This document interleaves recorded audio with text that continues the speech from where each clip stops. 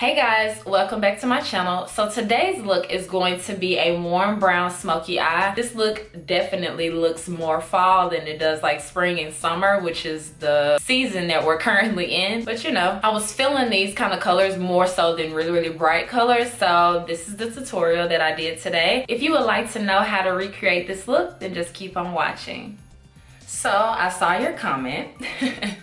Someone said, don't skip out on the foundation and concealer. All right, I got you. So we're gonna start with the foundation, and I'm using the NYX Total Control Drop Foundation. I just talked about this in my foundation collection, and I gave it a try on Easter, and I liked it. I actually liked it. I'm giving it a try again, but I think I have a love and hate relationship with this foundation, so we're just gonna see. So I dropped it on my face like the Instagram videos. Not that it really even matters, just as long as you get the foundation on your face. So I did it like this, and then I blended it in.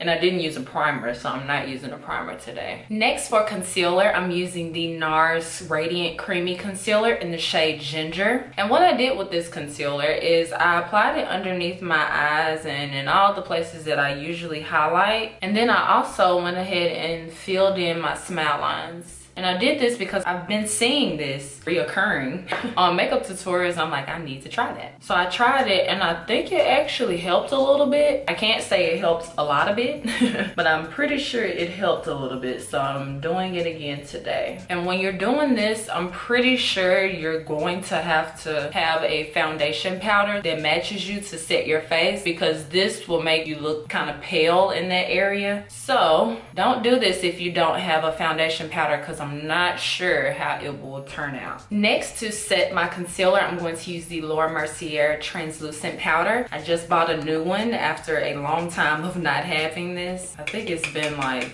6 months since I've had the Mercier powder. I'm just going to set my concealer by pressing it into my skin instead of baking. And I do set the smile lines. I just use a very little amount of that powder, not as much as I use for the rest of the concealer on my face. Now I'm taking my face powder, the Makeup Forever Pro Finish Powder, and I'm going to use the bottom of my beauty blender to blend this powder on my face, because the brush that I normally use for my foundation powder is dirty. Then there really is a difference between using a beauty blender with a face powder than a brush with a face powder, because when you use a beauty blender with a face powder, it tends to kind of press in the foundation, so you're setting it, and brushes kind of swipe. So pushing in the powder, I think it makes your foundation have a more flawless finish. When I switch up, it's usually because a brush gets the powder on faster and quicker.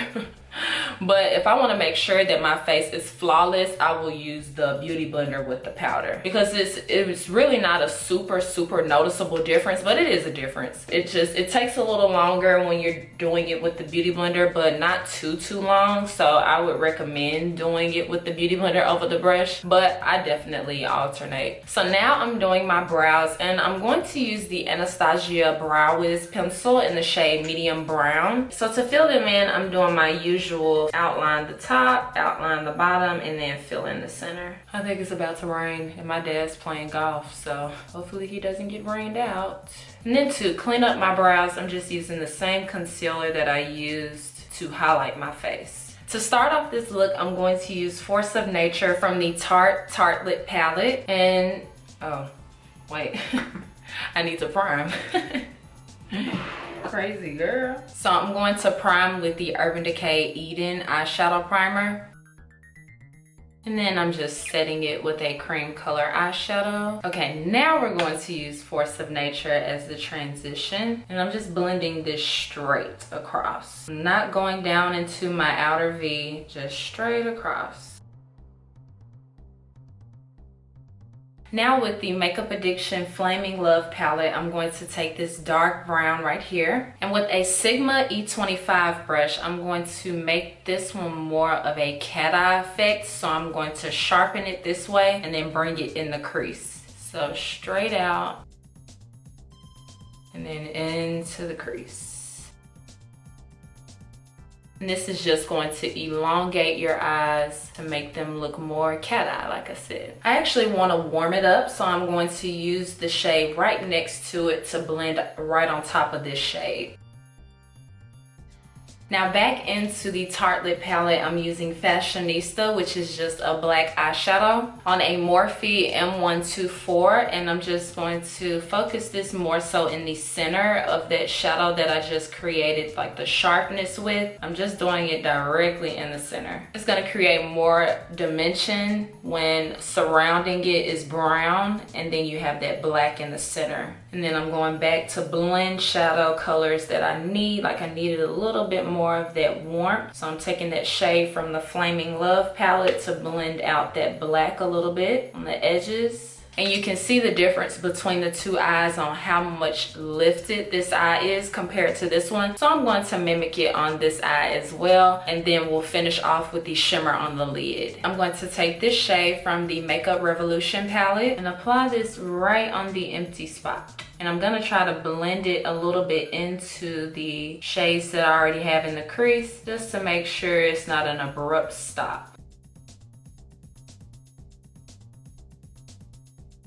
So for the lower lash line, I'm going to take this shadow right here, the same shadow that we used in the crease to kind of warm it up. For lashes, I'm going to be applying Flutter Lashes in the style Intoxicating. And then for the lower lashes, I'm using Maybelline Colossal Big Shot Mascara. For bronzer, I'm using the NARS Casino Bronzer.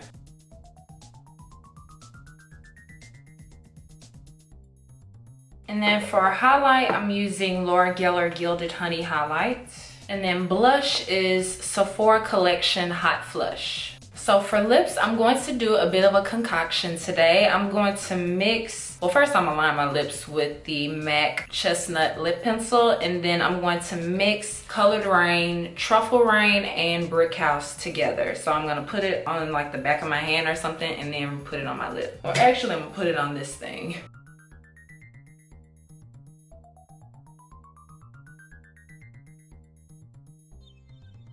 So I think I want to choose different lashes for this look. There's nothing wrong with these. They just kind of overpower the eyeshadow look. I'm just going to add a bit of long individual lashes on my top lash line, and that'll do it.